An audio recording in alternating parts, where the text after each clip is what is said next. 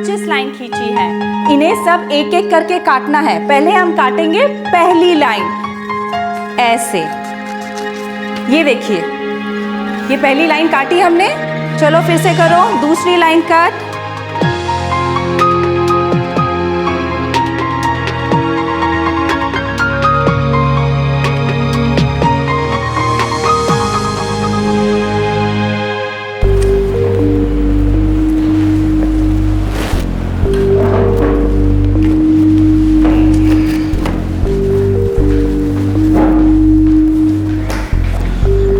एक महीना महिमा, पूरा महीना? रीमा, एक साल से घर कहाँ गई हूँ? जब से जयपुर आई हूँ जा कहाँ पाई हूँ? चलो ट्राई कर लो, पर मुझे लगता नहीं कि प्रिंसिपल सर 1 महीने के लिए सैंक्शन करेंगे। एप्लीकेशन कर लेती हूँ, देखा जाएगा।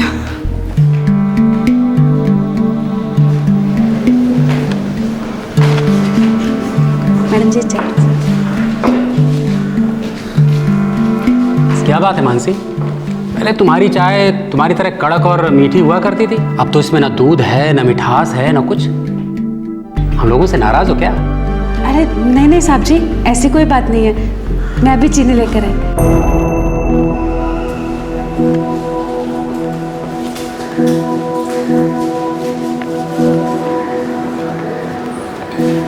Trivedi ji, principal sir office में नहीं है?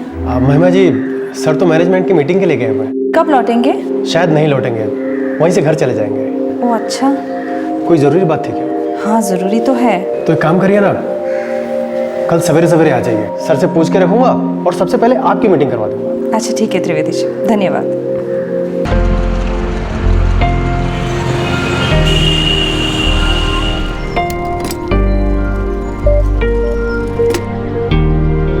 ये लीजिए।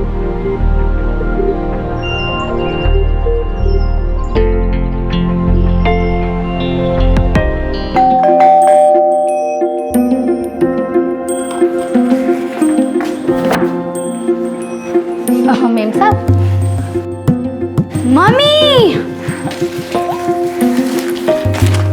मम्मी देखो क्या बनाया है मैंने। अरे वाह गौरी, ये तो बहुत सुंदर पतंग बनाई है मेरी प्यारी बच्ची। मेम साहब मैं चलूं? हाँ, लेकिन कल टाइम पे आ जाना। आज गौरी के पापा को स्कूल जाने के लिए लेट हुआ होगा ना? कल टाइम पे आ जाऊंगी। अच्छा ठीक है, दरवाज़ा बंद करके जाना।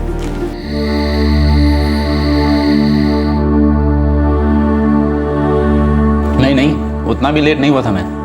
रिक्शा करनी पड़ी थी क्या? ना, बस मिल गई थी। अरे हाँ, वो तुम्हारी लीव एप्लीकेशन का क्या हुआ? छुट्टी मंजूर की प्रिंसिपल ने? आज उन्हें मिल ही नहीं पाई मैं। क्यों? किसी मीटिंग में बिजी थे। तो कल जरूर कर लेना। लेकिन सुबह सुबह पहले उन्हीं से मिलने जाऊंगी। मम्मा, हम दादी के यहाँ रहेंगे कि नानी के यहाँ? तुम कहाँ रहना चाहती हो? 50-50। तो फिर 50-50। लेकिन गौरी जी, सब कुछ डिपेंड करता है मम्मी जी की छुट्टी पर। मुझे तो छुट्टी मिल गई है, अब अगर मम्मी जी को भी छुट्टी मिल जाए तो बस दोनों जगह रहेंगे 50-50 और 100% मजा करेंगे, है ना? Yes yes.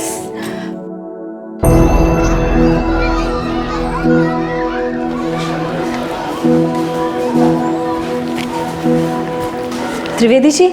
अरे महिमा जी जाइए, मैंने सर से बात कर ली। जाइए मिल लीजिए। अच्छा ठीक है।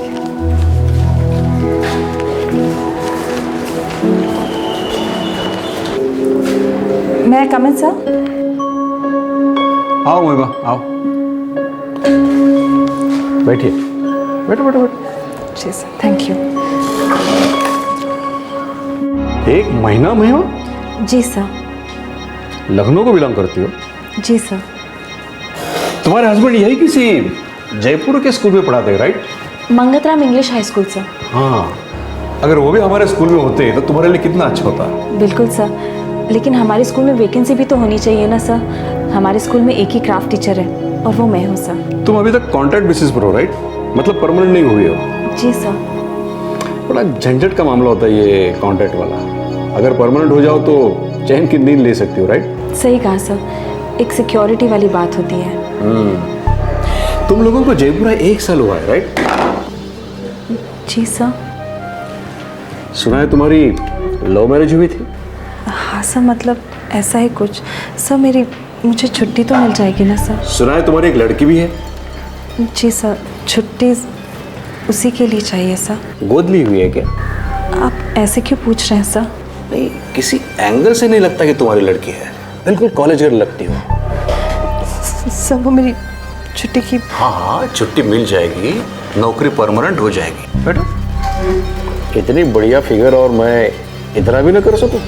सर आप ये क्या कह रहे हैं? मैं तो बस छुट्टी पे जाना चाहती थी अपने फैमिली के साथ। मैं भी तो यही चाहता हूँ महिमा कि तुम्हें छुट्टी मिले, लेकिन उसके लिए तुम्हें मेरे बारे में भी तो सोचना पड़ेगा ना। Be reasonable. सोचो सोचो सोचो। कल सुबह आना, मैं तुम्हारा इंतजार करूंगा।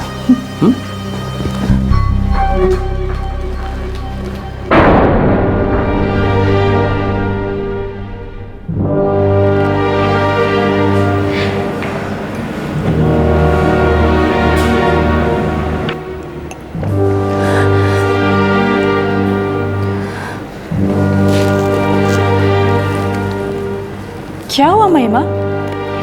तू ठीक तो है?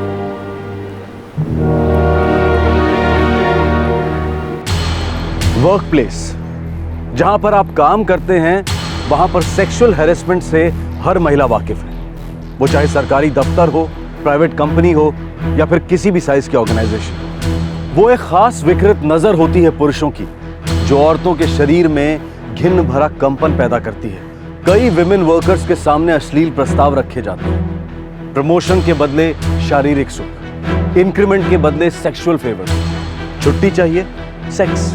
ऐसे प्रस्ताव आए दिन नहीं होते, लेकिन ऐसा भी नहीं कि होते ही नहीं। इस तरह का प्रस्ताव रखने वालों और भुगतने वालों दोनों की कमी नहीं। क्राफ्ट टीचर महिमा आर्या एक बहुत ही मेहनती मिडिल क्लास औरत थी। उसके साथ जो हुआ, उस हादसे ने उसे झकझोर कर रख दिया। प्रिंसिपल के द्वारा अश्लील प्रस्ताव एक दस्तक थी कि छुट्टी पाना तो दूर, नौकरी संभाले रखना भी बहुत मुश्किल होने वाला है। लेकिन महिमा को इस नौकरी की सख्त जरूरत थी। लखनऊ से जयपुर आने के बाद इस नौकरी ने घर चलाने में काफी मदद की थी, लेकिन महिमा आर्या अब करती तो क्या करती। महिमा, तुम्हारा शौक होना नेचुरल है, पर हम सब के लिए ये बात नई नहीं है। क्या?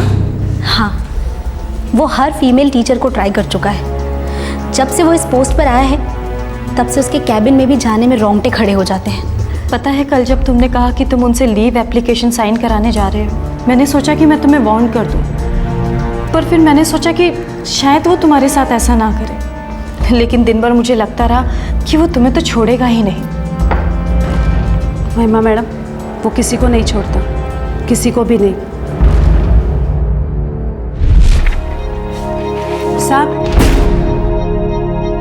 साहब आपकी कॉफी। अब वही खड़ी रहोगी तो कैसे पीऊंगा मैं? अंदर तो आओ। पटक कर चली जाओगी? अरे कॉफी बनाएगा कौन? जी साहब।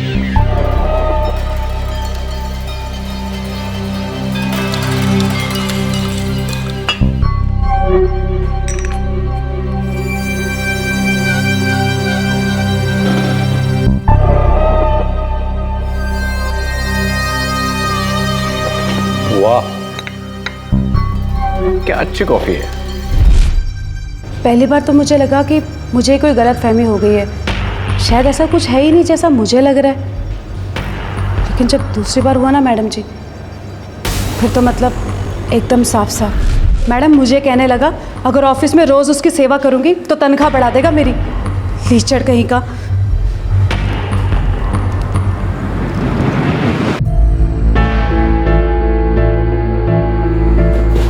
देखो महिमा, हो सकता है तुम थोड़ा ओवर रिएक्ट कर रही हो। नहीं, मेरे कहने का ये मतलब नहीं है कि प्रिंसिपल है तो आदमी दूध का धुला है, लेकिन पंकज उसने मुझे छुआ, गंदे तरीके से छुआ और भद्दी भद्दी बातें करते हुए छुआ। और ये सिर्फ मेरे साथ ही नहीं हुआ है, उसने मानसी के साथ भी ऐसा ही बर्ताव किया है। मानसी हमारे स्कूल की पियून है। लेकिन वहाँ और भी तो टीचर्स होंगे, उन्होंने कुछ कहा? उन सबका एक ही कहना है कि इस आदमी की फितरत ही ऐसी है, सब औरतों पे कोशिश करता है वो।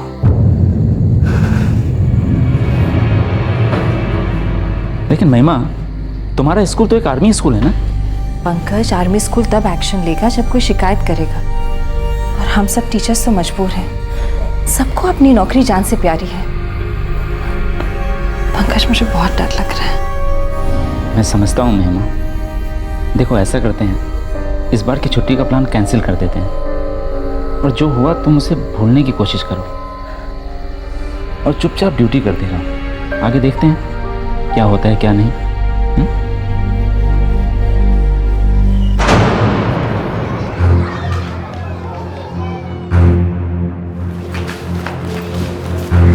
अरे त्रिवेदी, यस सर। वो क्राफ्ट टीचर महिमा ने छुट्टी की अर्जी दी थी, मैंने उसे मिलने को भी कहा था, वो आई नहीं। नहीं सर, वो तो नहीं आई। पता नहीं क्यों नहीं आई। खैर, छुट्टी तो उसे चाहिए थी।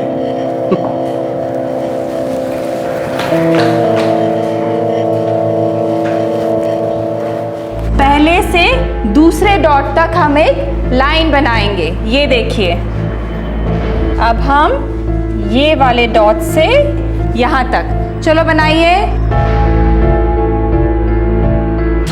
यौन शोषण का कड़वा घूंट पीकर महिमा चुप रहने पर मजबूर हो गई। उसके अपने पति का भी मानना था कि इस बेइज्जती का कोई तोड़ नहीं। उन्होंने अपने छुट्टी के प्लान्स रद्द कर दिए, लेकिन इससे क्या उस भेड़िए के इरादे रद्द होने वाले थे? क्या वो दोबारा कोशिश नहीं करता? क्या महिमा के चुप रहने से उसकी गरिमा बरकरार रहती?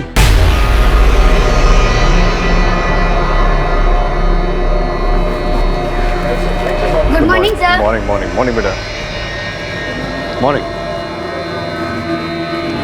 ये देखिए बच्चों, ये इस तरह पेपर को फोल्ड किया और ये जो हमने लाइन बनाई है ना, और यहाँ पे गम लगा के इसे ऐसे वापस दबा के और ये यहाँ लगाने के बाद बन जाएगा हमारा न्यूज़पेपर से बना हुआ पेपर बैग। और फिर अब महिमा, एक मिनट यहाँ आना तो। गुड मॉर्निंग बच्चों। देखो, मैं थोड़ी देर के लिए तुम्हारे टीचर को मेरे साथ ले जा रहा हूँ, ओके? कोई शोर नहीं मचाएगा। Sit down, sit down. Come Mahima. जी सर, आप लोग बनाओ, मैं अभी आती हूँ।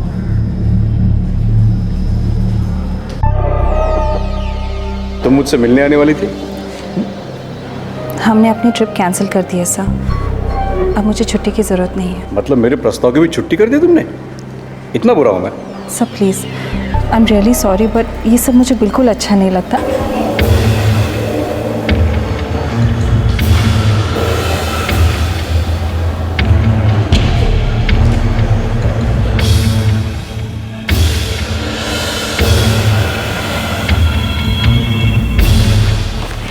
मैम, मैंने बैग बना लिया, ये देखिए।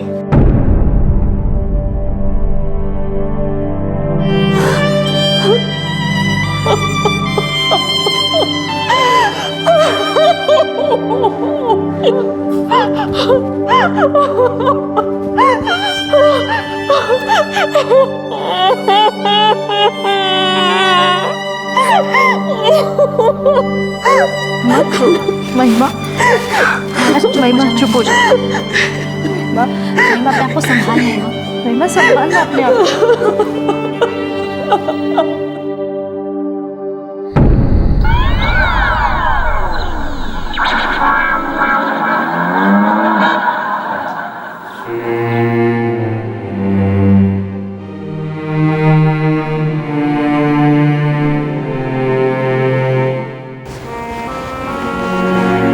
मैं समझ सकता हूँ इस वक्त तुम पर क्या गुजर रही है, लेकिन देखो, तुम्हें ये लड़ाई लड़नी ही होगी। हम मिलकर लड़ेंगे इस जानवर के साथ। कोई तुम्हारी इज्जत के साथ नहीं खेल सकता, कोई नहीं। अब जो होगा देखा जाएगा। अंत तक लड़ेंगे हम, छोड़ेंगे नहीं इसे।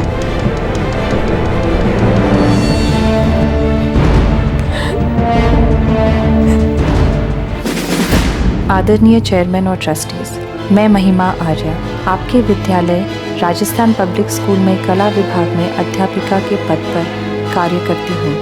मैं विद्यालय के मैनेजमेंट का ध्यान अपने साथ हो रही ज़्यादतियों की तरफ आकर्षित करना चाहती हूँ। विद्यालय के प्राचार्य PS चौधरी का व्यवहार यहाँ की महिला अध्यापिकाओं के साथ बहुत ही बुरा व अशोभनीय है। प्राचार्य PS चौधरी ने न सिर्फ अपनी गंदी हरकतों से मेरी गरिमा को ठेस पहुंचाई, बल्कि मेरे सामने ऐसा गंदा प्रस्ताव रखा जिसे मैं यहाँ शब्दों के द्वारा आप लोगों को बता नहीं सकती। मैं आपको बताना चाहती हूँ कि प्राचार्य PS चौधरी के इस अभद्र व्यवहार से न सिर्फ मैं जिल्लत महसूस कर रही हूँ, बल्कि विद्यालय की प्रत्येक महिला कर्मचारी को इस तरह की जिल्लत सहनी पड़ रही है। मैं आपके सामने इन बातों को रखना अपनी जिम्मेदारी समझती हूँ। हमारे विद्यालय में कई महिला अध्यापिकाओं के साथ सैकड़ों लड़कियाँ भी पढ़ती हैं और ऐसी स्थिति में ऐसे चरित्र वाले प्राचार्य का होना एक बेहद शर्मनाक व खतरनाक बात है। मेरी आप लोगों से सविनय विनती है कि मेरे इस पत्र को संज्ञान में लेते हुए उचित से उचित कार्रवाई करने की कृपा करें। धन्यवाद। महिमा, थोड़ा सोचो, ये एक आर्मी स्कूल है। PS चौधरी की पत्नी आर्मी बोर्ड की मेंबर है, उसका भाई आर्मी ऑफिसर है और मैनेजमेंट के बोर्ड में जितने लोग हैं सारे आर्मी ऑफिसर हैं। ऐसे में तुम क्या एक्शन की उम्मीद करती हो? मुझे जो एक्शन लेना है वो तो मैं ले ही रही हूँ। उन्हें जो करना है वो करेंगे, लेकिन हम अगर चुप बैठे रहे तो उन्हें कभी नहीं पता चलेगा। तुम सही कह रही हो महिमा, मैं साइन करूंगी इस लेटर पे। महिमा मैडम मैं भी साइन करूंगी। मेरे साथ भी तो कोशिश की थी उसने, और फिर मैंने तो अपनी आंखों से देखा है क्या किया था उसको महिमा मैडम के साथ। मैं भी साइन करूंगी। हम सब साइन करेंगे।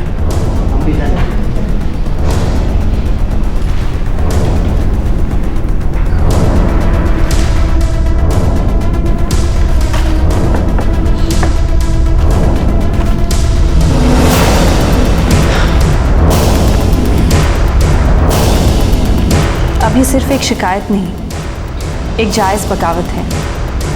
अब तो स्कूल के डायरेक्टर्स भी इसे इग्नोर नहीं कर सकते।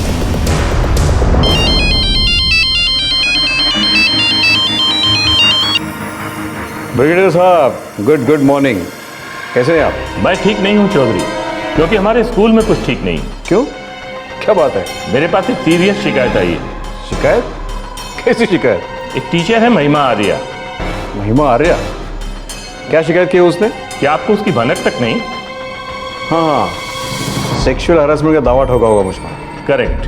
अरे ब्रिगेडियर साहब, टेम्पररी टीचर है, परमानेंट बनने के लिए सारे फालतू की ड्रामेबाजी कर रही है।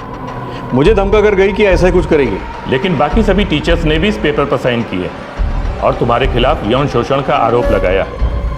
मुझे इंक्वायरी बैठानी ही पड़ेगी, क्योंकि मामला बहुत सीरियस है। ब्रिगेडियर साहब, आप तो जानते हैं कि मैं किस तरह का आदमी हूँ। मेरा आज तक का ट्रैक रिकॉर्ड बिल्कुल साफ रहा है, क्लीन रहा है। मैं तुम्हें अच्छी तरह जानता हूँ चौधरी। रखता हूँ।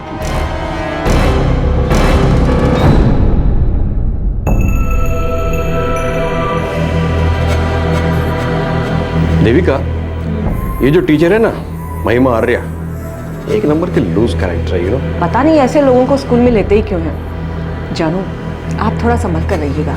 आप स्मार्ट हैं, हैंडसम हैं। ये फालतू की औरतें ना पता नहीं क्या क्या करेंगी आप तक पहुंचने के लिए। एक बात कहूँ देविका, मैं जितनी शराफत से पेश आता हूँ ना, ये लोग उतने ही बदतमीज होते जा रहे हैं। अब इसी को ले लो, टेम्पररी से परमानेंट नहीं बनाया, उछाला मेरे नाम पर कीचड़। लेकिन मैं क्यों डरूं? बिल्कुल, एक एक से निपट लूंगा। Bloody shameless woman.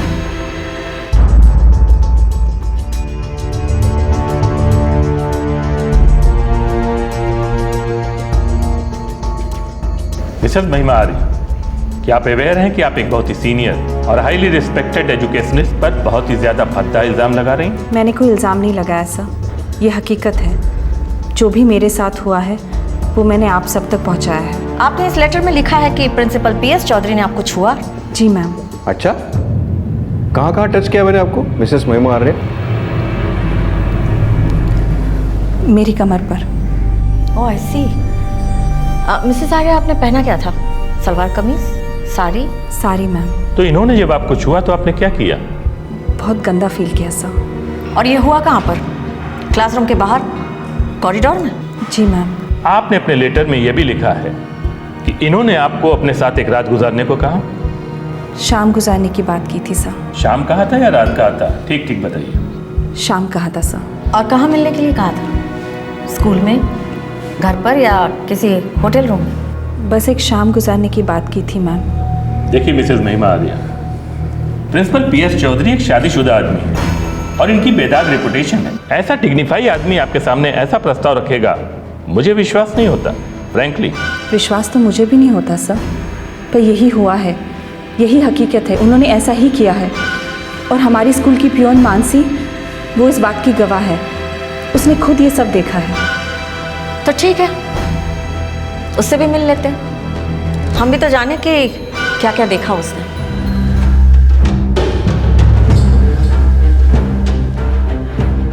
Principal sir ने महिमा मैडम को ज़बरदस्ती जकड़ के पकड़ रखा था मैडम जी, और दीवार से टिका कर भी रखा था। फिर महिमा मैडम अपने आप को छुड़ा के क्लासरूम में भाग गई और प्रिंसिपल सर भी दूसरी ओर चले गए। तुम जहाँ पर खड़ी थी ये सब देख रही थी, वहाँ तुम्हें इनकी बातें भी सुनाई थी? नहीं मैडम, बातें तो नहीं सुनाई थी। ठीक है मानसी, तुम जा सकती हो।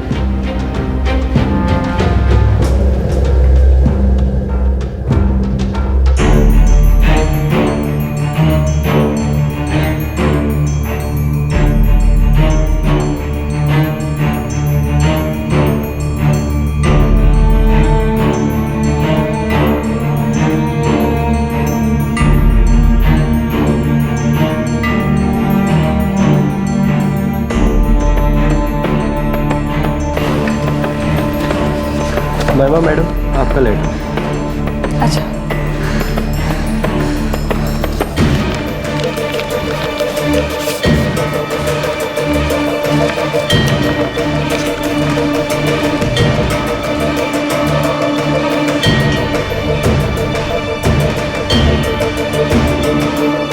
क्या है ये महिमा? दिखा तो।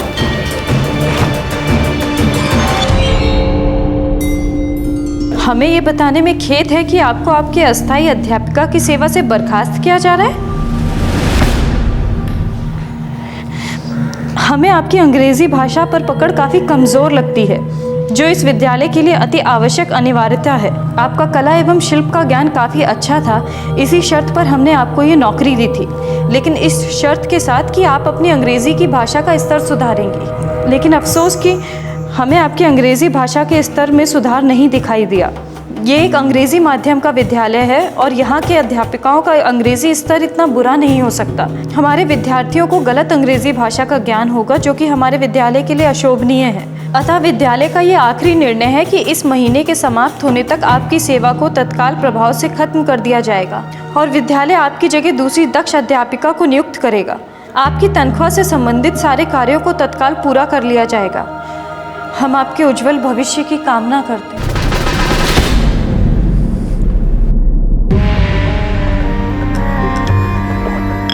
जानू, चलो अच्छा ही हुआ, एक महिमा आर्य को तो निकाल दिया गया, लेकिन आप ना बाकी की औरतों से बच के रहिएगा। उन्होंने जो झूठे इल्जामों पर साइन किए हैं ना, पता नहीं क्या प्लानिंग चल रही होगी। सत्यमेव जयते देविका, सत्यमेव जयते। ये लोग लाख कोशिशें करें, मेरे रेपुटेशन पर कभी दाग नहीं आएगा। मैं डट कर खड़ा रहूंगा हमेशा की तरह, सर उठाकर सीना ताने।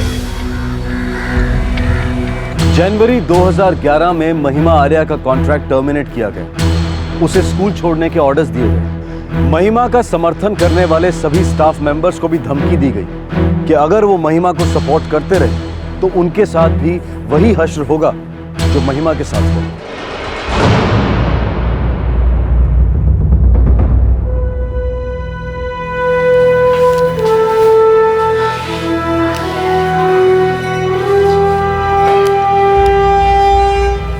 मैं लड़ी पंकज, पर मैं हार गई। वो आदमी बहुत ज्यादा ताकतवर है।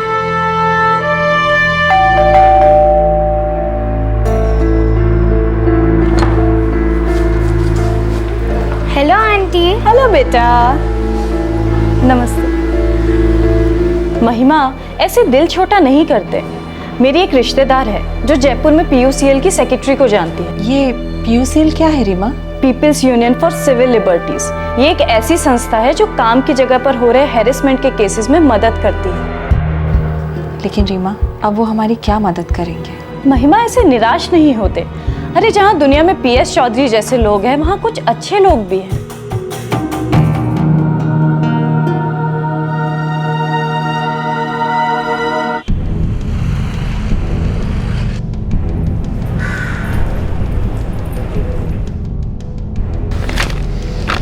मजाक समझ रखा है इन लोगों ने। ये कोई टर्मिनेशन के ग्राउंड्स हो ही नहीं सकते, खासकर तुमने जो सीरियस इशू उठाया है उसके बाद तो ये सब नॉनसेंस है। नम्रता जी, मैं इतने बड़े बड़े लोगों के साथ कैसे लड़ पाऊंगी? ये बड़े बड़े लोग अक्सर छोटे लोगों की बड़ी ताकत का अंदाज़ा नहीं लगा पाते हैं। हम मिलकर लड़ेंगे, कानून की मदद लेंगे। कॉन्स्टिट्यूशन हमारे साथ है महिमा, तुम्हें न्याय मिलकर रहेगा।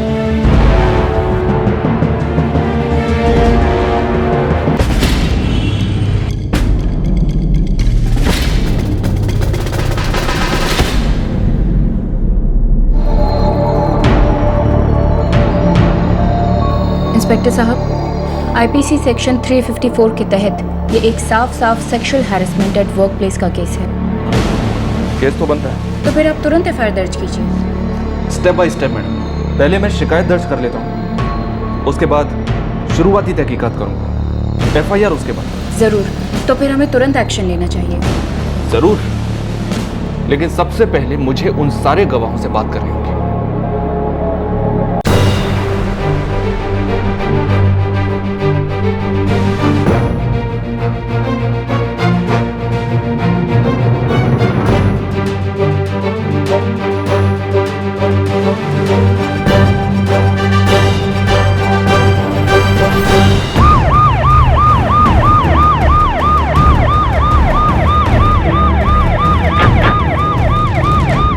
स्टाफ रूम पॉलिटिक्स अब इस तरह बेहुदा हरकतों पे उतर आई है। ये तो सरासर मुझे ब्लैकमेल करने की कोशिश हो रही है।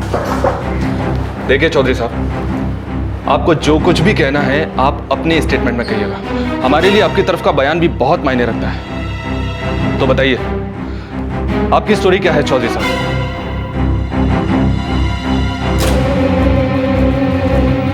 चार्जशीट तो हमने बना ली है, अब हम कोर्ट में फाइल करेंगे। थैंक यू इंस्पेक्टर साहब, thank you very much.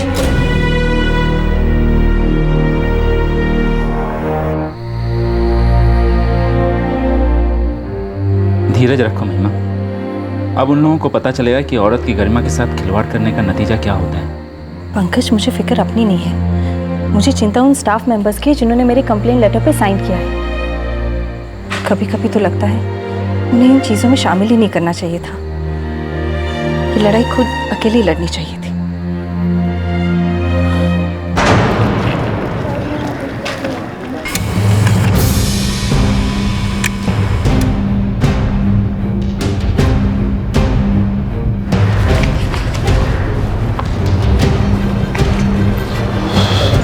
May I coming, sir? Trivedi, एक एक कॉपी उन सभी के हाथों में होनी चाहिए और एक्नॉलेजमेंट के साथ एक कॉपी हमारे पास होनी चाहिए। तुरंत बांट दो। जी सर।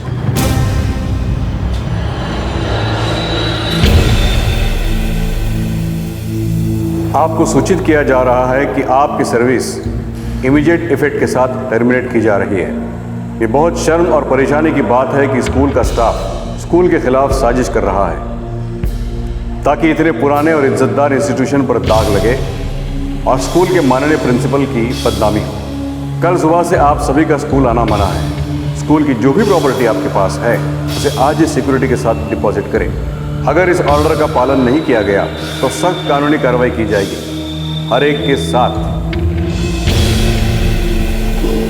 एक तरफ जयपुर कोर्ट में स्कूल प्रिंसिपल के खिलाफ सेक्सुअल हैरेसमेंट की चार्जशीट फाइल हो रही थी और दूसरी तरफ स्कूल का मैनेजमेंट उन सभी स्टाफ मेंबर्स को अपनी नाराजगी का निशाना बना रहा था जिन्होंने महिमा का साथ दिया था। शिकायत पर दस्तखत करने वाले सभी टीचर्स और स्टाफ की औरतों को नौकरी से निकाला गया।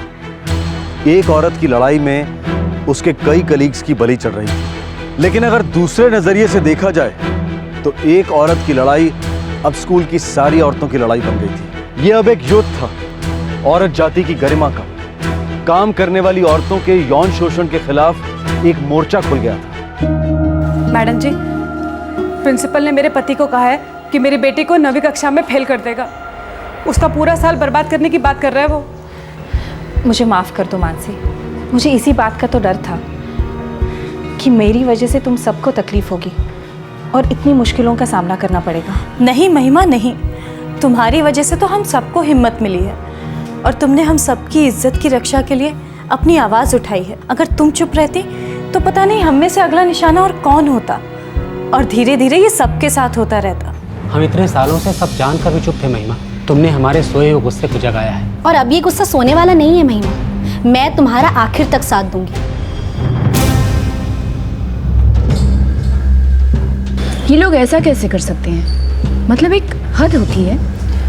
नम्रता जी, यहाँ पे हर टीचर के लिए नौकरी उसकी ज़िंदगी है। यहाँ से की हुई मेहनत की कमाई से वो अपना घर चलाती है, पेट भरती है। नौकरी चले जाना मतलब ज़िंदगी जहन्नुम बन जाना। अब ये मानसी को ही देखिए ना, स्कूल की पियोन है, इसकी तनख्वाह रोक दी गई है, इसकी पति की तनख्वाह भी नहीं दे रहे, रोज़ एक झूठा बहाना बना देते हैं। इसकी बेटी को भी फेल कर दिया गया है, वो बहुत ब्राइट स्टूडेंट है नम्रता जी। उन्हें सब कुछ वापस लेना होगा महिमा। मैं वुमेन वेलफेयर कमीशन से बात करूंगी। ऐसे कैसे जिंदगियां बर्बाद कर सकते हैं ये लोग? नो, ये नहीं हो सकता। नम्रता जी, जब तक वुमेन्स वेलफेयर कमीशन कुछ एक्शन नहीं लेता तब तक क्या हम कुछ कर सकते हैं? आई एम सॉरी महिमा, तब तक हमें इंतज़ार करना होगा। मैं जानती हूँ कि बहुत सारी मुश्किलें आएंगी, लेकिन ऐसी लड़ाइयाँ अक्सर ऐसी ही होती हैं।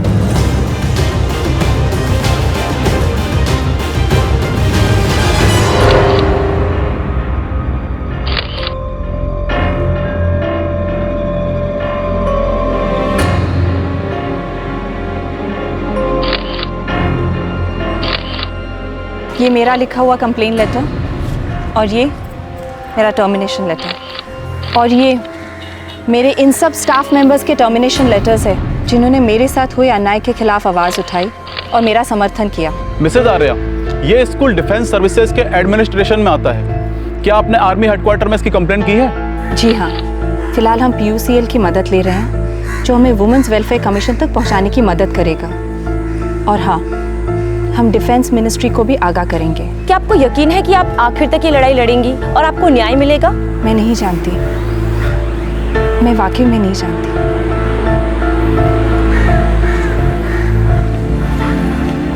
देखिए, मैं और मेरी पत्नी महिमा हमारी बच्ची के साथ 3 साल पहले यहाँ जयपुर शिफ्ट हुए ताकि महिमा ये जॉब कर सके। इस जॉब से हम अपनी ज़िंदगी बेहतर बनाने की कोशिश कर रहे थे। वैसे भी हमारी हालत खस्ता है। मैं एक कलाकार हूँ और मेरी आमदनी काफ़ी नहीं है, इसलिए हम लोग दोनों ने मिलकर मेहनत करने की ठानी थी ताकि अपनी बच्ची को बेहतर भविष्य दे सकें। ज़िंदगी में कई मुश्किलें आईं, लेकिन कभी भी मैंने ये नहीं सोचा था कि मेरी पत्नी की इज्जत और गरिमा के साथ खिलवाड़ होगा। हम लोग गरीब हैं, लेकिन कमज़ोर नहीं हैं। इस लड़ाई को लड़ने की ताकत है हम में और हम इसे लड़ेंगे।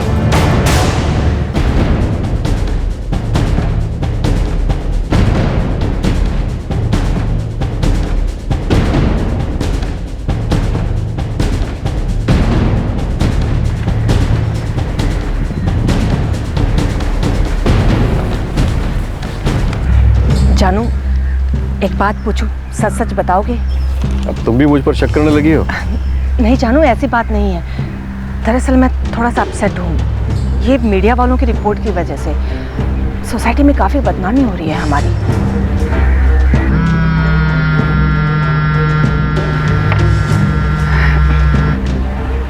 हमारी बेटी सिमरन ने भी तो ये न्यूज़ पढ़ी होंगी, कितनी डिस्टर्ब होगी बेचारी। इन लोगों ने तो मीडिया वालों को भी अपनी साजिश में शामिल कर लिया है देविका। हाँ बेटा सिमरन। मॉम, ये पेपर्स में क्या आया है? अरे कुछ नहीं बेटा, तुझे तो पता है ना, ये पेपर वाले कुछ भी लिखते हैं। पर तू चिंता मत कर, तेरे पापा इन सब से ऐसे बाहर निकल जाएंगे कि तुझे फक्र महसूस होगा कि तू अपने पापा की बेटी है।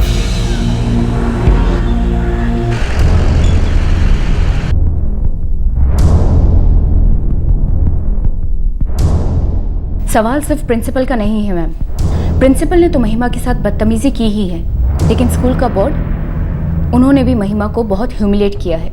और ये इंटरनल इंक्वायरी, ये सिर्फ एक मजाक था बस। एक फालतू सा बहाना बनाकर उसे जॉब से निकाल दिया। और इंक्वायरी बोर्ड में सभी के सभी मर्द थे मैम, सिर्फ एक औरत थी। यहाँ तक कि प्रिंसिपल को भी उसमें शामिल किया गया था। अब आप ही बताइए, क्या इस तरह से कोई इंक्वायरी हो सकती है भला? सुप्रीम कोर्ट ने विशाखा केस में जो फैसला किया था और उससे जो गाइडलाइंस बनी थी, इस केस में उसका साफ साफ उल्लंघन हुआ है नम्रता। Yes ma'am, yes. और महिमा हमसे मदद की उम्मीद करती है, हमें उसे निराश नहीं करना चाहिए। उसे न्याय दिलाना हमारी ड्यूटी है मैम। या यू आर राइट। 1990 के दशक में राजस्थान में एक शर्मनाक हादसा हुआ था, जिसमें एक साहसी महिला ने बाल विवाह के खिलाफ आवाज उठाई थी और उसका सामूहिक बलात्कार किया गया था। इस केस में कोई प्रोग्रेस न होने के कारण महिला संगठनों ने सुप्रीम कोर्ट में विशाखा नाम की एक पिटीशन दर्ज की, जिसमें वर्क प्लेस में होने वाले यौन शोषण के कानून को और मजबूत बनाने की मांग की गई। 1997 में सुप्रीम कोर्ट ने अपना फैसला सुनाया और उसे विशाखा गाइडलाइंस का नाम दिया गया। इसके तहत सेक्सुअल हैरेसमेंट के केसेस में इंक्वायरी कमेटी में महिलाओं का बहुमत अनिवार्य है, लेकिन महिमा के केस में विशाखा गाइडलाइंस का घोर उल्लंघन किया गया था। इंक्वायरी कमेटी में सिर्फ एक महिला थी और बाकी सभी पुरुष। और तो और आरोपी प्रिंसिपल खुद कमेटी का मेंबर था। बात बिल्कुल साफ थी, ये इंक्वायरी नहीं बल्कि जुर्म को छुपाने की साजिश थी। इस साजिश का पर्दाफाश करने के लिए महिमा ने PUCL और स्टेट कमीशन फॉर वुमेन की मदद से डिफेंस मिनिस्ट्री के दरवाजे पर दस्तक दी। माननीय महोदय, मैं एक आम हिंदुस्तानी औरत हूँ जो मेहनत और इज्जत से अपनी जीविका कमाना चाहती हूँ। मेरे पास बस इतनी ही ताकत है कि मैं अपने परिवार और अपनी बच्ची की देखभाल कर सकूँ, पर मुझसे ये मेहनत करने का अवसर छीना गया है और साथ ही मेरे इज्जत पर भी हमला हुआ है। मेरे साथ अन्याय करने वाला स्कूल का प्राचार्य शक्तिशाली है। उसे बोर्ड का समर्थन है, जिसमें सभी फौज के वरिष्ठ अधिकारी हैं। इन सभी लोगों ने मुझसे और मेरा साथ देने वाली दूसरी महिला कर्मचारियों की जीविका छीन ली। लेकिन महोदय, मैं अपनी गरिमा के साथ हुए अतिक्रमण के साथ समझौता नहीं कर सकती। मैं जिल्लत नहीं सहूँगी, आखिर तक लड़ूंगी। मैं एक साधारण औरत हूँ, इसका लाभ कोई नहीं उठा सकता। मेरी इज्जत देश की इज्जत है और इसकी रक्षा करना आपकी जिम्मेदारी है। मैं बड़ी उम्मीद से आपके सामने न्याय की मांग रख रही हूँ। मैं हूँ एक आम भारतीय नागरिक, महिमा आर्या। धन्यवाद।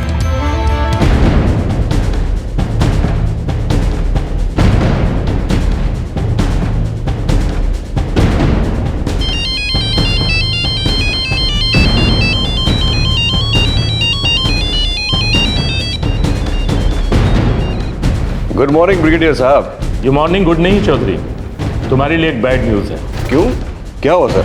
ये मामला दिल्ली तक पहुंच गया है। ब्रिगेडियर साहब, दिल्ली भी तो हमारी है ना चौधरी, अब दिल्ली तुम्हारे लिए दूर है। मुझे इंटीमेशन मिली है डिफेंस मिनिस्ट्री से कि एक नई कमेटी बनानी पड़ेगी, जिसमें होंगे PUCL और विमेंस वेलफेयर कमीशन जैसे ऑर्गेनाइजेशंस की महिलाएं। ये लोग तो मतलब हाल खींच लेंगे। और तो और जिन लोगों को टर्मिनेट किया गया था उन सभी के रीअपॉइंटमेंट के ऑर्डर्स भी आ गए। तुम सुन रहे हो ना?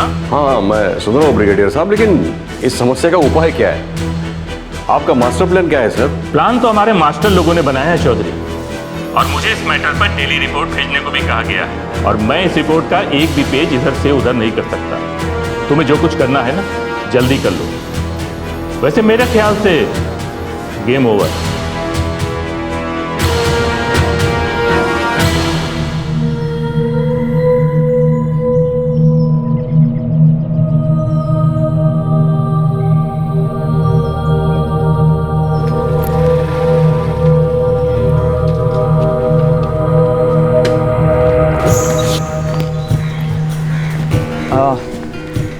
जी आप मिसिस महिमा आर्या हैं? जी, मैं ही महिमा आर्या हूँ। क्या बात है? मैं VPS स्कूल से आया। हमारे प्रिंसिपल साहब आपसे मिलना चाह रहे हैं। लेकिन हम तो लखनऊ के लिए रवाना हो रहे हैं। नो प्रॉब्लम, आप वापस कब आएंगी मैम? जी, हम हमेशा के लिए जयपुर छोड़ के जा रहे हैं। ओह, दरअसल हमारे प्रिंसिपल साहब आपको हमारे स्कूल में एक जॉब ऑफर करना चाह रहे थे। उसी की बात करने के लिए मैं आपसे मिलने आया हूँ।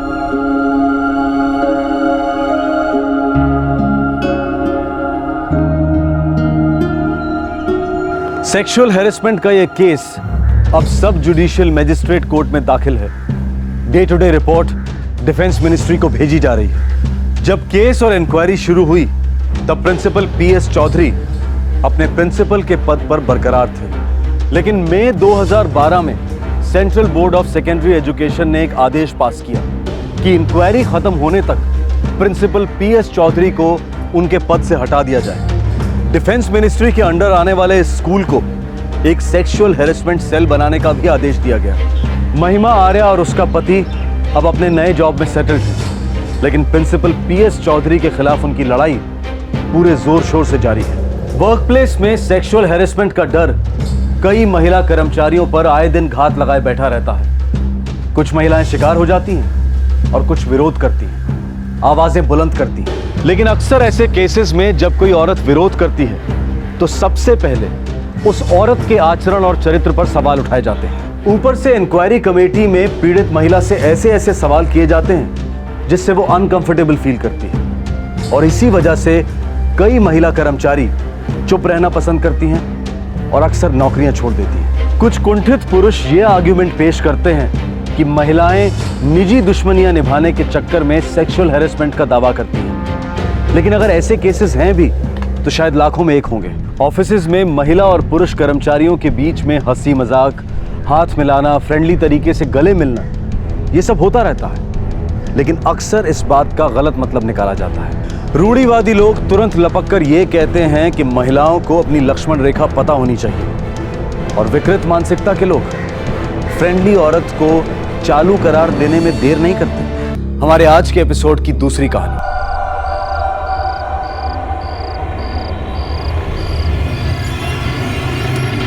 तीन सवाल पूछूंगा तेरे से और 3 सेकंड में ही जवाब देना। पहला, आरटीआई क्या होता है? आरटीआई का मतलब होता है राइट टू इंफॉर्मेशन। बच्चे कितने हैं तेरे अशोक मिश्रा? 2। दोनों पर कितनी गोलियां चलाऊं? 1, 2, जल्दी जवाब दे, वरना मैं करोड़पति कैसे बनूंगा मेरे दोस्त। आज के बाद कभी कोई इन्फॉर्मेशन मांगी ना तो तेरी कोई लाइफलाइन नहीं बचेगी, समझा? बोल हाँ, बोल हाँ।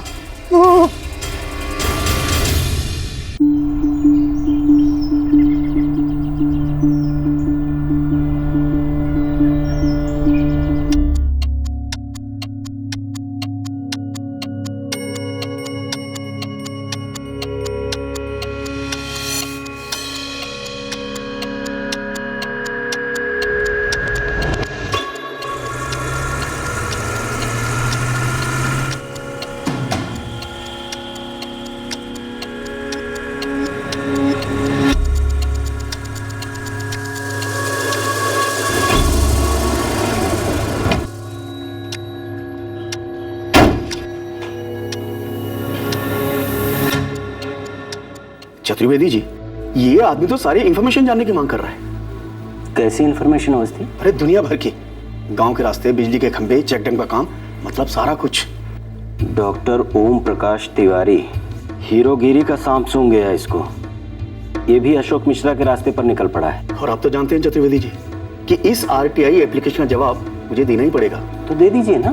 क्या बात कर रहे हैं आप? इसका जवाब देने का मतलब अपनी जान हथेली पर रख देने जैसा होगा, वो तो क्रूरता ही जाएगा। आप तो जानते ही हैं, जो पेपर पर होता है वो ग्राउंड पर नहीं होता, और फिर खामा का सारी उंगलियां आपकी तरफ उठेंगी। भगवान गौतम बुद्ध के जमाने में एक डाकू लुटेरा था, नाम था अंगुलीमाल। लोगों की उंगलियां काटकर माला बनाता था और गले में पहन के घूमता था।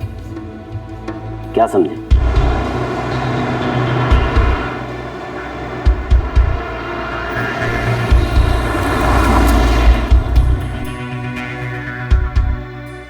चतुर्वेदी जी, ये आदमी हम पे भारी पड़ सकता है। हम उसको इतना भारी कर देंगे कि उठने के लिए 4 कंधे की जरूरत पड़ेगी। पता नहीं किसी किसी में क्या कीड़ा होता है, निकल पड़ते सब कुछ ठीक ठाक करने के लिए। मैं उन ससुर से पूछूं, भाई साहब तुम्हारे बाप का क्या जाता है? चुपचाप पड़े और अपने घर में।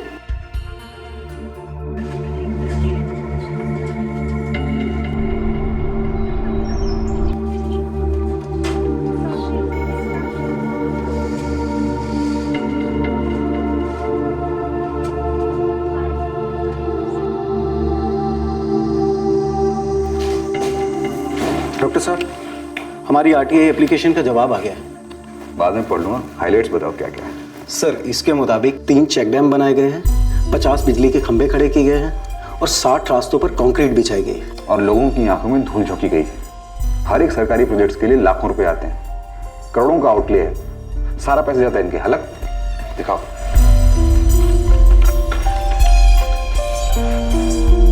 अब इस मनरेगा स्कीम को देख लो। ये अलग अलग सरकारी प्रोजेक्ट्स में दैनिक मजदूरी गारंटी योजना है, पर प्रोजेक्ट्स तो पेपर पर शुरू होता है और खत्म होता है इनकी जेब में। मजदूर तो खाली बैठा है, और फिर जो करोड़ों रुपए आता है वो कभी खाली नहीं जाता है, वो तो जिला पंचायत कमेटी और ब्लॉक डेवलपमेंट ऑफिस के बीच बराबर बराबर बंट जाता है। दरअसल ये मनरेगा गांव वालों के लिए रोजगार गारंटी स्कीम तो है ही नहीं, ये तो बाबुओं के लिए करप्शन गारंटी स्कीम है। सर ये देखिए, पूरे 300 करोड़ रुपए का घोटाला है यहाँ। सतीश, आरटीआई की एप्लीकेशन दाखिल करते हैं रॉबर्ट्सगंज में मनरेगा के स्टेटस के बारे में। आखिर महात्मा गांधी का नाम जुड़ा है इसके साथ। सोचो, इससे बड़ा मजाक क्या हो सकता है? कुछ लोग ऐसा क्यों सोचते हैं कि हर चीज जो गलत हो रही है उसे सही करना उनकी जिम्मेदारी है? ये सवाल प्रशासन के हर उस ठेकेदार के मन में आता है जो ये मानता है कि पब्लिक के पैसे को लूटना उसका जन्मसिद्ध अधिकार है। ऐसे भ्रष्ट करप्ट लोगों को ईमानदारी की दस्तक सहन नहीं होती, जो उनका कॉलर पकड़कर उनसे ये सवाल कर सके कि ये आप क्या कर रहे हैं। कई जाबाज और ईमानदार सामाजिक कार्यकर्ताओं की सालों की मेहनत ने हमारी पार्लियामेंट को मजबूर किया आरटीआई एक्ट पास करने के लिए, the right to information act. ये एक्ट पब्लिक को अधिकार देता है वो सारी बातें जानने का जो पब्लिक से ताल्लुक रखती हैं, खासकर सरकारी डिपार्टमेंट्स के काम के बारे में, जो कि वो डिपार्टमेंट्स करने का दावा करते हैं। ये एक्ट हमें, आपको और आम हिंदुस्तानियों को ये हक देता है कि वो हर सरकारी दफ्तर पर दस्तक देकर ये सवाल कर सकें कि सर जी आपने हमारे टैक्स के पैसों के साथ क्या किया। उत्तर प्रदेश के डॉक्टर ओम प्रकाश तिवारी आरटीआई का मजबूत हथियार इस्तेमाल कर रहे थे, ये जानने के लिए कि सोनभद्र जिले के रॉबर्टगंज इलाके में विकास के नाम पर ये क्या तमाशा चलाया जा रहा है। उनका निशाना था मनरेगा, Mahatma Gandhi national rural employment guarantee act. इस स्कीम के तहत ग्रामीण घरों के हर बालिग सदस्य को सालाना 200 दिनों का रोजगार मिलने की गारंटी थी। पर क्या ये स्कीम वाकई लागू की जा रही थी?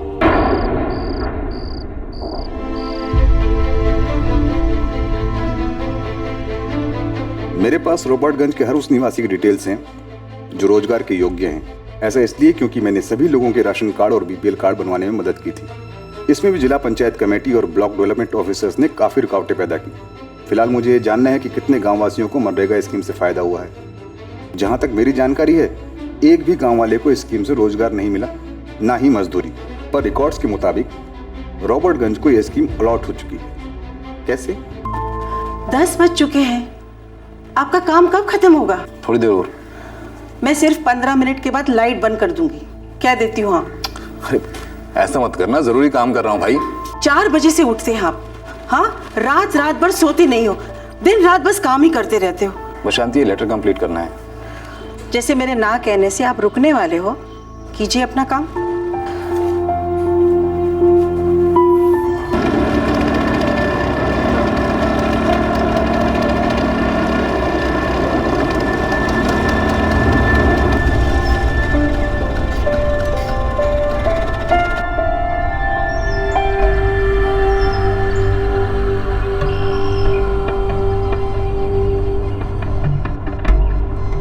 गुड मॉर्निंग डॉक्टर साहब। हाँ, गुड मॉर्निंग। कौन है? जिला पंचायत के सेक्रेटरी साहब आए हैं, अंदर बिठाया मैंने।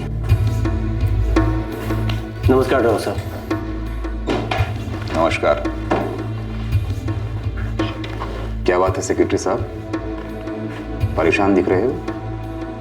कहीं गैस और बदहजमी एक साथ तो नहीं हो गई? इतना खाते हो, डकार भी नहीं लेते। अकेले अकेले जो खाना पड़ता है ना डॉक्टर साहब, थोड़ा सा आप भी हमारे साथ खा लेंगे तो अच्छा होगा। 2 करोड़ ठीक रहेगा? कब और कहाँ भिजवा दूं, बताइए। बताऊं? तो सुनो चतुर्वेदी जी, तुमने मुझे रिश्वत की पेशकश की, मुझे बुरा नहीं लगा, बिल्कुल बुरा नहीं लगा, क्योंकि सड़क ऊपर तक है। तुम तो सड़न की छोटी सी बदबू हो, छोटी सी। तुम लोग सिर्फ पैसा नहीं खा रहे हो, गांव का भविष्य खा रहे हो। ये मनरेगा स्कीम रॉबर्ट्सगंज की सूरत बदल सकती है। सिर्फ हमारे रॉबर्ट्सगंज की ही क्यों डॉक्टर साहब, पूरे जिले की सूरत बदल सकता है, पूरे यूपी की, पूरे भारत देश की। पर यह स्कीम भारत देश में लागू नहीं हो रही है, और देश ऐसे नहीं चलता है, और नहीं आप जैसे आरटीआई वाले हरिश्चंद्रों के कारण चलता है। देश चलता है एक जुगलबंदी के कारण, वोट और नोट। जब दोनों आपस में मिलकर ताताथैया करते हैं ना, तब जाकर चलता है देश। तुम देश की नहीं, सरकार की बात कर रहे हो। एक ही बात है, सरकार है तो देश। सरकार बनाए रखने के लिए फंड की जरूरत होती है, और ये फंड जो आता है ना, वो इन्हीं स्कीमों से आता है, जिससे पब्लिक भी बहुत खुश रहती है। और जिसके इश्तिहार पर सरकार पूरे देश को दिखाती है ना? जितना छोटा काम उतना बड़ा इश्तिहार, ये बात आप और हम तो अच्छी तरह से जानते हैं। फर्क इतना है कि हम समझते हैं और आप अड़ते हैं। छोड़ दीजिए ना ये अड़ना अकड़ना, आरटीआई फारटीआई। 2 करोड़ कम नहीं होते, जिंदगी बन जाएगी। और आरटीआई कई जिंदगियां बचाएगा। पर वो देखने के लिए आप रहेंगे तब ना डॉक्टर साहब। रॉबर्ट्सगंज के चौराहे पर शहीद ओम प्रकाश तिवारी जी का पुतला खड़ा कर दिया जाएगा। पर हाँ, एक वादा करते हैं आपसे, पुतला खरे पीतल का होगा, उसमें कोई मिलावट नहीं होगी। पता चला भूत बनकर आरटीआई की मांग कर रहे हैं। जय हिंद डॉक्टर साहब।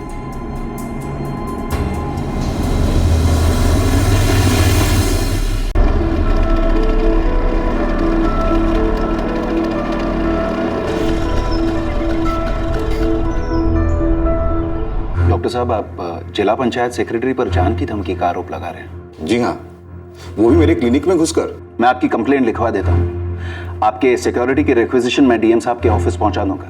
सैंक्शन होते ही मैं हवलदार भिजवा दूंगा। इंस्पेक्टर, मुझे मेरी जान की चिंता नहीं है, लेकिन उस आदमी ने जो कुछ किया वो एक क्रिमिनल एक्ट है। आई अंडरस्टैंड सर, पर आप जो हमें बता रहे हैं वो सारी बातें आपके क्लिनिक के अंदर हुई है। कोई तोड़फोड़ नहीं, कोई रिकॉर्डिंग नहीं, कोई गवाह नहीं। मैं क्वेश्चनिंग करूंगा, पर वो साफ इनकार कर सकते। अब मैं जबरदस्ती तो कोई चार्जशीट फाइल नहीं कर सकता ना सर। डॉक्टर साहब, आपने हमारे रॉबर्टगंज के लोगों का काफी भला किया है, मैं जानता हूं, और मैं आपकी बहुत इज्जत करता हूं। रक्षा करूंगा सर मैं आपकी, और इस लड़ाई में आपकी पूरी तरह से मदद करूंगा। इंस्पेक्टर, अगर मदद करनी है तो जनता के पैसों के साथ हो रहे खिलवाड़ को रोकने में मदद कीजिए, उन तक सरकारी स्कीमों को पहुंचाने में मदद कीजिए।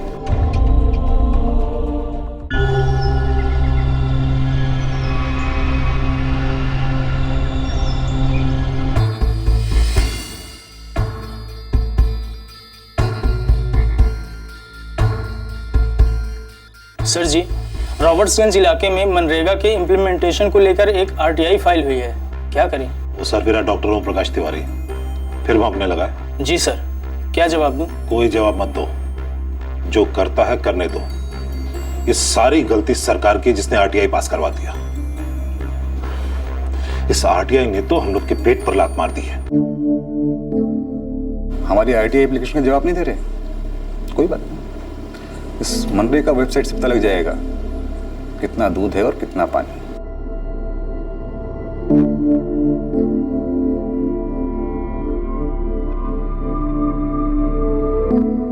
मैंने खाना लगा दिया है, आप दोनों पहले खाना खा लीजिए, बाद में काम कीजिए।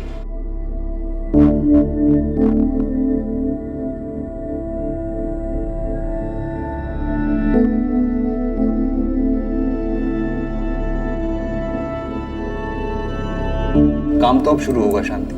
ये देखो, मनरेगा स्कीम से हमारे गांव के इन 40 लोगों को रोजगार मिल रहा है, वो भी साल के 200 दिन। ये लोग कमा रहे हैं। तो इसमें बुरा क्या है? बुरा ये है कि मरे हुए लोग मजदूरी नहीं करते। क्या? हाँ, ये 40 के 40 लोग जिंदा नहीं है अब। और सर, काफी सारे कामगार तो अभी अभी दुनिया में आए। मतलब ये सब देखिए, बच्चों की लिस्ट, ये सब नाम छोटे छोटे बच्चों के हैं। और इन दोनों को तो मैं जानता हूं सर, ये तो 2-3 हफ्ते पहले पैदा हुए हैं। समझे शांति, जिला पंचायत कमेटी और ब्लॉक डेवलपमेंट ऑफिस इस स्कीम का सारा पैसा बटोर रहे हैं, और इसीलिए हमारी आरटीआई एप्लीकेशन का जवाब नहीं देते। हम चुप नहीं रहेंगे, लड़ेंगे। देखिए, मैं आपके जुनून को अच्छी तरह से समझती हूँ, लेकिन एक बात आप याद रखिए, जान है तो जुनून है, और मैं ये नहीं चाहती कि आप खामखा कोई खतरा मोल ले। देखो शांति, हमारी एक ही तो बेटी है, उसकी भी शादी हो गई, सेटल्ड है। और भाई मेरी भी प्रैक्टिस अच्छी खासी चलती है। तुम्हारी पूरी जिंदगी आराम से गुजर जाएगी हमारी सेविंग पर। आप कहना क्या चाह रहे हैं? यही कि मुझे कुछ होता है तो हो जाए, मगर उनकी काली करतूतें तो सामने आएंगी। भाई एक मेरे मरने से मेरा गांव बसता है, उसका भविष्य बनता है, तो ऐसे मरने मुझे कोई ऐतराज नहीं।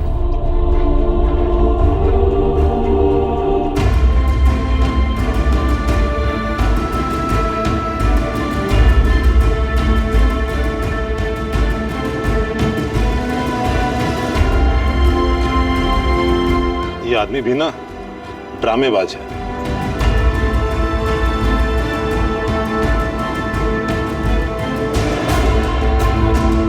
चुनी तो कौन सी जगह चुनी अनशन के लिए? सीधा मुख्यालय। मैंने तो आपसे पहले ही कहा था खत्म करवा देते हैं, पर आप ही खामखा ठंडे पड़ गए। नहीं नहीं चतुर्वेदी जी, कहीं वो मर गया ना तो मामला गर्मा जाएगा, और अगर जी गया ना तो हमारे पिछवाड़े में आग लगा जाएगा। डॉक्टर ओम प्रकाश तिवारी के अनशन ने राज्य प्रशासन को सोनभद्र जिले में चल रहे मनरेगा घोटाले में इंक्वायरी बिठाने के लिए मजबूर कर दिया। राज्य के क्वालिटी जांच अधिकारी को इस इंक्वायरी कमेटी का अध्यक्ष अपॉइंट किया गया और इंक्वायरी में सामने आए इस घोटाले के कई सच।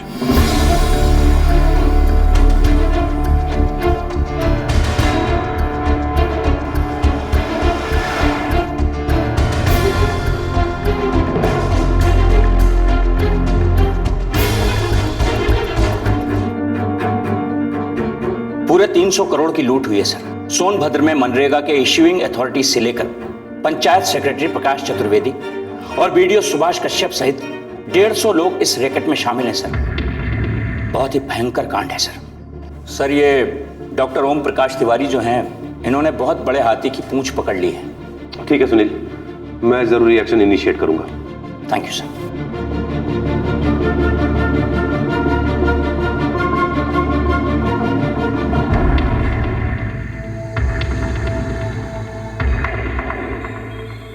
डॉक्टर ओम प्रकाश तिवारी जी, आप तो मतलब मधुमक्खी के छत्ते में हाथ डाल रहे हैं। सर उस छत्ते में मधु है ही नहीं, जनता का खून चूसकर इकट्ठा किया हुआ है, और ये तो हमारी लड़ाई की शुरुआत है बस। आप देखना कितने गड़े मुर्दे सामने आएंगे। जैसे कि प्रकाश चतुर्वेदी, रॉबर्टगंज जिला पंचायत समिति का सचिव, उस पर मनरेगा इंप्लीमेंट करने की जिम्मेदारी। सच बताऊं वो इस लायक है ही नहीं, 5वीं फेल है। ये देखिए, ये फाइल देखिए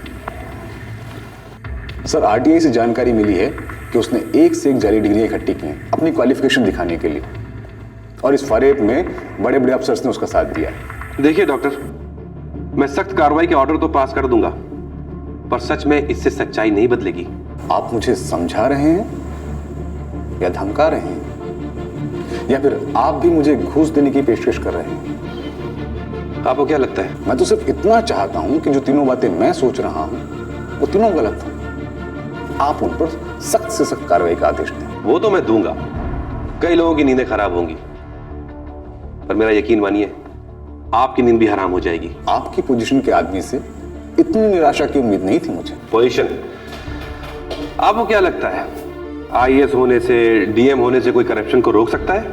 नो डॉक्टर नो। हम सिर्फ ट्रैफिक हवलदार हैं जो करप्शन के बड़े बड़े टैंकर्स, ट्रक को पहले जाने देते हैं, और बाद में आप जैसे छोटे छोटे ईमानदार टू व्हीलर्स को भी कुछ देर के लिए हरी झंडी दिखा देते हैं। पर क्या ट्रैफिक हवलदार हाईवे पर एक्सीडेंट्स को रोक पाते हैं? ना। आए दिन बड़ी बड़ी गाड़ियों के नीचे कितने ही लोग कुचलकर मरते हैं रास्तों पर आप जिस रास्ते पर चल रहे हैं डॉक्टर ओम प्रकाश तिवारी जी, उस पर आपके लिए परमानेंट रेड सिग्नल है। मैं अपनी तरफ से एक्शन शुरू कर रहा हूं डॉक्टर, पर ध्यान रहे सामने का रिएक्शन मैं कंट्रोल नहीं कर सकता।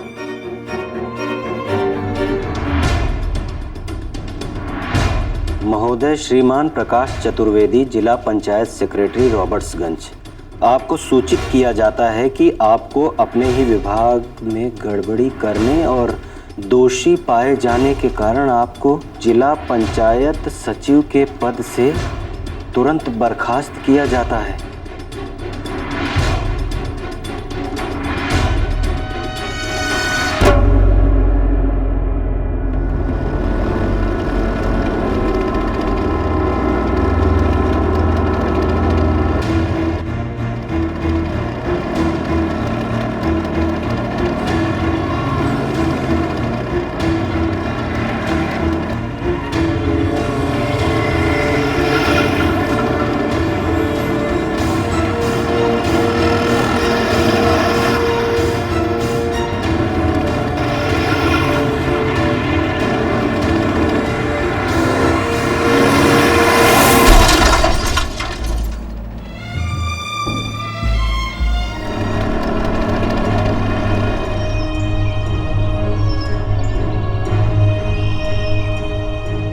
बाबा, आपकी लड़ाई हम सब समझते हैं, लेकिन आप माँ के बारे में कुछ तो सोचिए।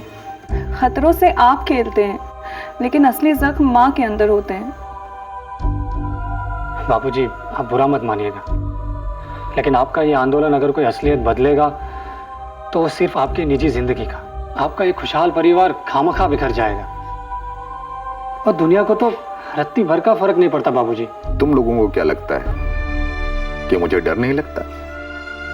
मुझे भी डर लगता है। हाँ, शायद शांति जितना नहीं, पर लगता तो है।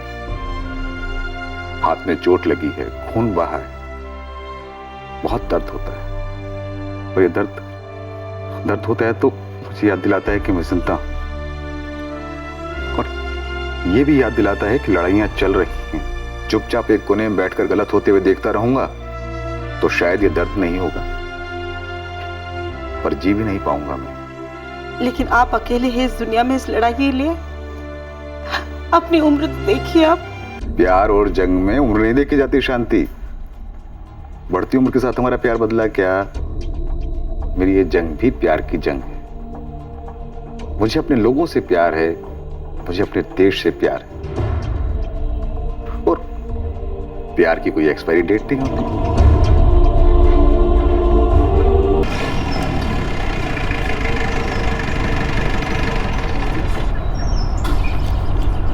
इंस्पेक्टर साहब, ये बात तो बिल्कुल साफ है कि मुझ पर हमला करने वाले वही लोग हैं जो मेरी आरटीआई एक्टिविटीज की वजह से घायल हुए हैं। उनकी बेईमानी की कमाई रुक गई और वो लोग आवेश में आ गए। डॉक्टर साहब, हम उस गाड़ी की तलाश में जो आपसे टकराई थी, कोई डिटेल्स देंगे तो बड़ी मदद होगी। गाड़ी ने पीछे से हिट किया था। मैं इस हालात में था ही नहीं कि मैं कुछ डिटेल्स नोट कर पाऊं। कोई बात नहीं डॉक्टर साहब, हम फिर भी उस गाड़ी को ट्रेस कर ही लेंगे। फिर आप उसके मालिक या ड्राइवर को अरेस्ट कर लेंगे, वो रैश ड्राइविंग का जुर्म कबूल कर लेगा, सजा हो जाएगी, केस क्लोज। और भ्रष्टाचार का केस वो हमेशा खुला रहेगा।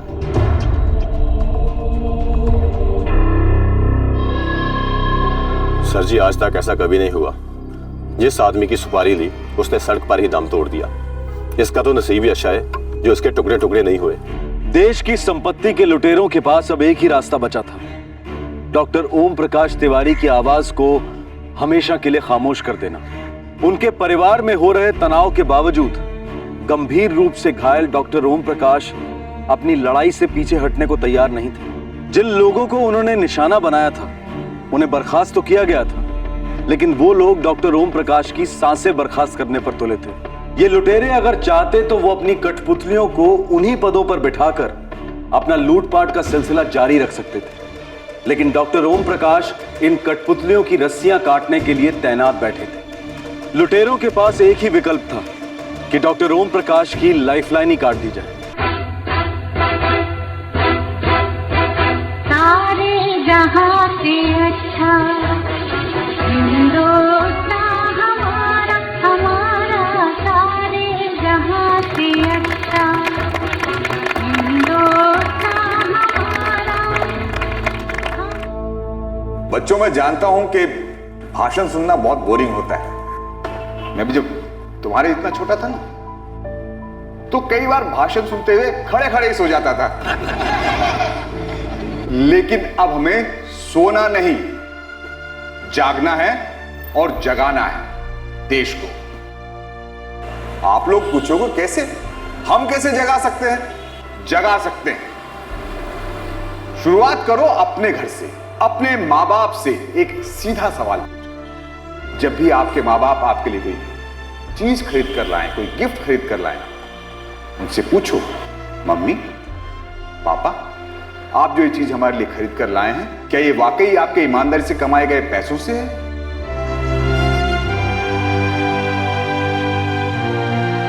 आपके माँ बाप के, आपके टीचर्स के मुंह लाल होते हैं तो होने दो, पर मेरा यकीन करो बच्चों, यदि आप लोगों ने एक सवाल पूछने की आदत बना ली तो हिंदुस्तान का मुंह काला होने से बच जाएगा। कोई भी आदमी गलत काम करने से पहले 10 बार सोचेगा, क्योंकि आप लोग होंगे ना उनसे सवाल करने वाली सेना। मैं यही कहकर अपना भाषण खत्म करूंगा कि हमारा हिंदुस्तान सारे जहां से अच्छा केवल तभी होगा जब हर एक हिंदुस्तानी को उसके हर सवाल का सही जवाब मिलेगा। जय हिंद।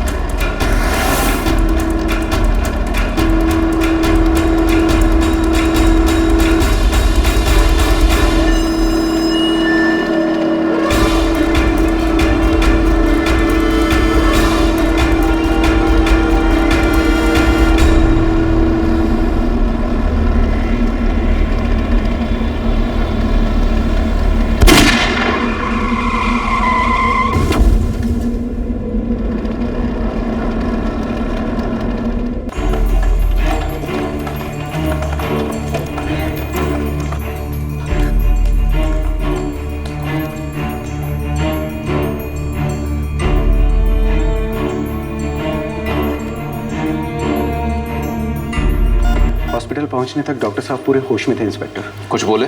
जी, अटैक करने वाले मोटरसाइकिल पे थे और उन्होंने अपने चेहरे ढके हुए थे। मोटरसाइकिल का नंबर? ये तो नहीं बता पाए।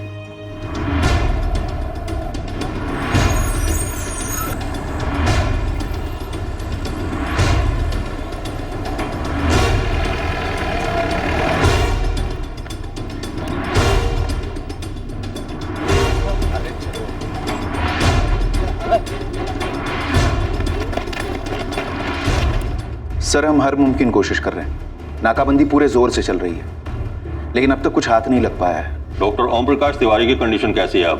कंडीशन अब भी क्रिटिकल है। देखो, ये आदमी करप्शन से लड़ रहा है। मीडिया का लाडला बनने में देर नहीं लगेगी। हमने अगर कोई एक्शन नहीं लिया तो सारे कैमरास और माइक हमारी तरफ उठेंगे। इसलिए इस केस को टॉप प्रायोरिटी बेसिस पर फॉलो करें इंस्पेक्टर। खोद निकालो उन दोनों शूटर्स को। Yes sir.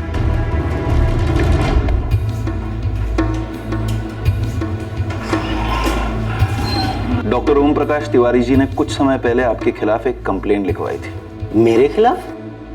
अब मैंने क्या किया? आपने उन्हें जान से मारने की धमकी दी थी। देखिए इंस्पेक्टर साहब, मेरी और डॉक्टर साहब की बनती नहीं थी, ये बात मैं मानता हूँ, पर ये धमकी उमकी वाली बात सरासर झूठ है, वहम है डॉक्टर साहब का। देखिए, डॉक्टर साहब के पास दुश्मनों की कमी नहीं थी। हम दोनों के अलावा 100 से ऊपर लोगों की नौकरियां खा गए थे। और जब नौकरी जाती है ना, बहुत दर्द होता है साहब। कोई भी 4 पैसे फेंक कर किराए के हथियारों से अपनी मन की भड़ास निकलवा सकता है। वही हुआ होगा। दाग दी किसी ने गोली मार दिया डॉक्टर साहब को। वो अभी जिंदा है। जाको राखे साइयां, मार सके ना कोई। अब जब नसीब में जिंदगी लेकर आए हैं तो जीकर ही जाएंगे ना डॉक्टर साहब। वैसे आदमी भले हैं। देखिए, बुरे हम भी नहीं हैं। हम मानते हैं कि हम छोटे मोटे घूस लेते हैं, लेकिन जानवान से मारने का पाप हम नहीं करते।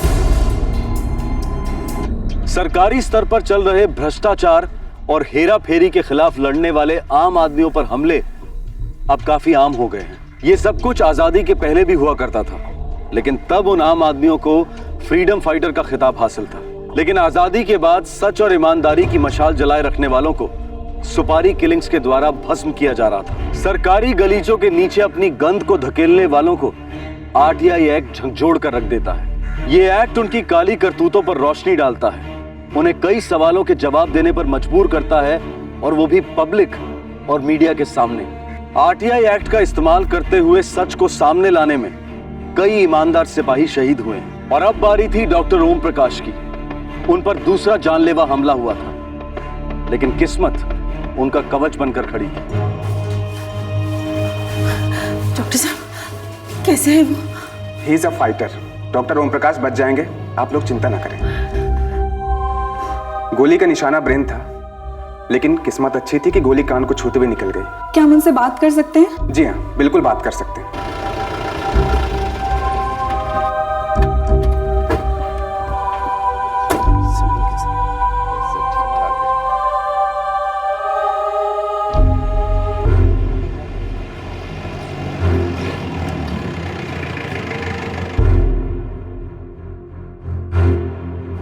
दो कांस्टेबल्स हर शिफ्ट में। मुझे डॉक्टर साहब 24 घंटे का वर्ड चाहिए। Yes sir. हमने खूनियों, रेपिस्ट, स्कैम करने वाले किस किस को सिक्योरिटी नहीं दी है? ये आदमी कुछ अच्छा करना चाह रहा है, कुछ बदलना चाह रहा है। इसकी हिफाजत हमें याद रहेगी। आराम से लेट जाइए।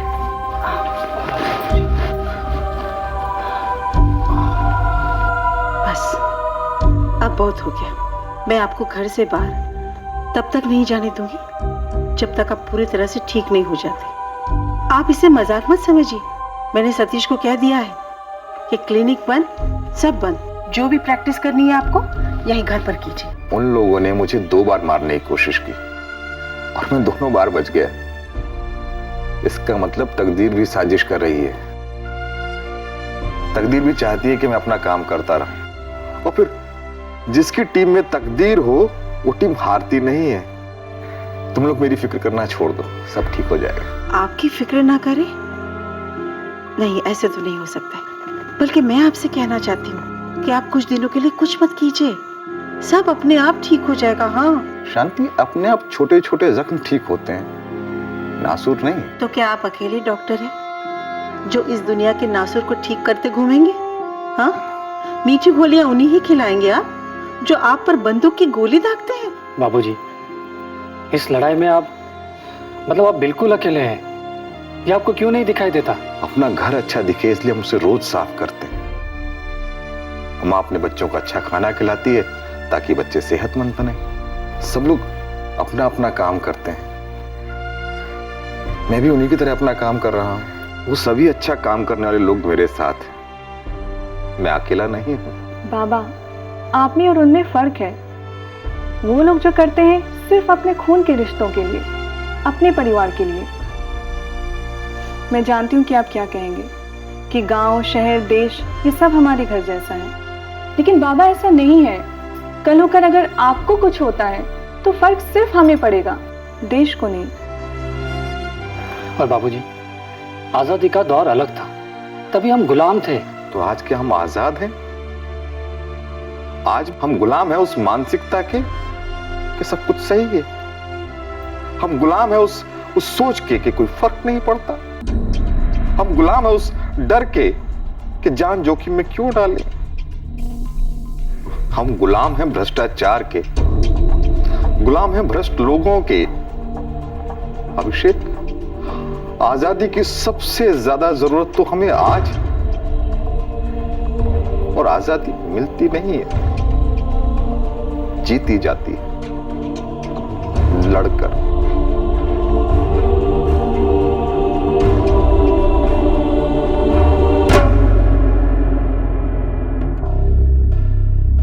हमने भूतपूर्व रॉबर्ट्सगंज जिला पंचायत सेक्रेटरी प्रकाश चतुर्वेदी, भूतपूर्व block development officer Subhash Kashyap, जिला प्रधान और कई लोगों से पूछताछ की, नाकाबंदियां की, खबरियों की नेटवर्क एक्टिवेट की। जो कुछ बन पाया सब कुछ आजमाया गया, पर इस सब के बावजूद डॉक्टर ओम प्रकाश तिवारी पर हुए हमले के बारे में कोई ठोस सबूत हाथ नहीं आ रहा है। इसके चलते हम ये केस क्लोज कर रहे हैं और ये रिपोर्ट फाइल की जाती है।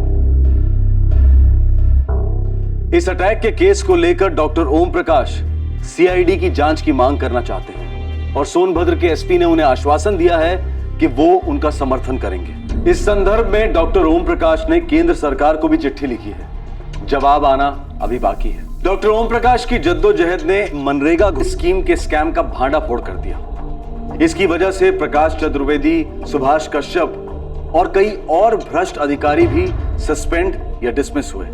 लेकिन क्या इन लुटेरों को कानूनी सजा मिलेगी? जेल होगी?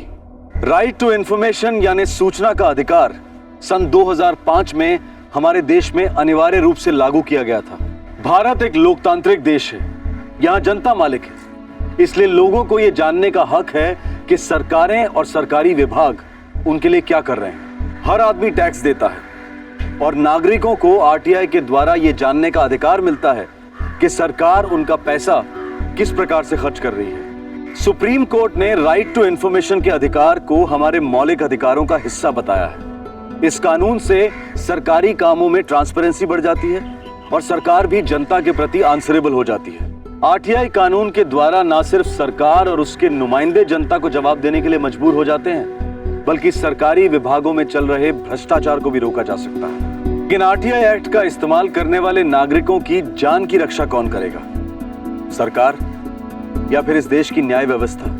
एक जमाना था जब घूसखोर शब्द एक गाली हुआ करता था, लेकिन आज करप्शन इस कदर फैल चुका है कि हर सरकारी स्कीम मानो मैदाने लूट बन जाती है। हमारे देश के एक भूतपूर्व प्रधानमंत्री ने एक बहुत ही दुखद सच्चाई बयान की थी कि जनता के हित के लिए दिए गए हर 100 रुपए में से सिर्फ 15 रुपए ही अपनी सही मंजिल तक पहुंचते हैं। हमारे आज के प्रधानमंत्री जी भी अपने वक्तव्य में हर बार करप्शन को विकास के मार्ग में सबसे बड़ी अड़चन बताते हैं। सीएजी हर दूसरे दिन बड़े बड़े स्कैम्स की तरफ इशारा करती है, इंक्वायरीज कमेटी बिठाई जाती है और फिर सब कुछ बैठ जाता है।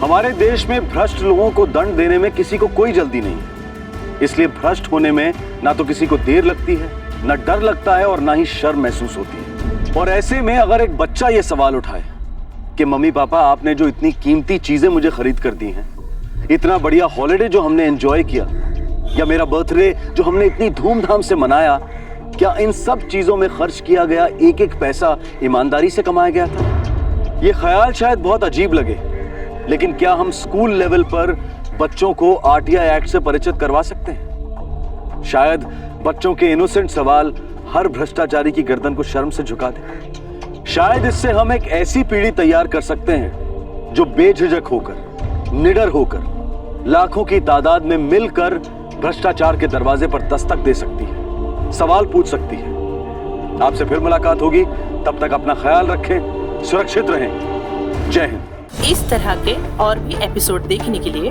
हमारे चैनल को सब्सक्राइब करें और बेल आइकन दबाना ना भूलें।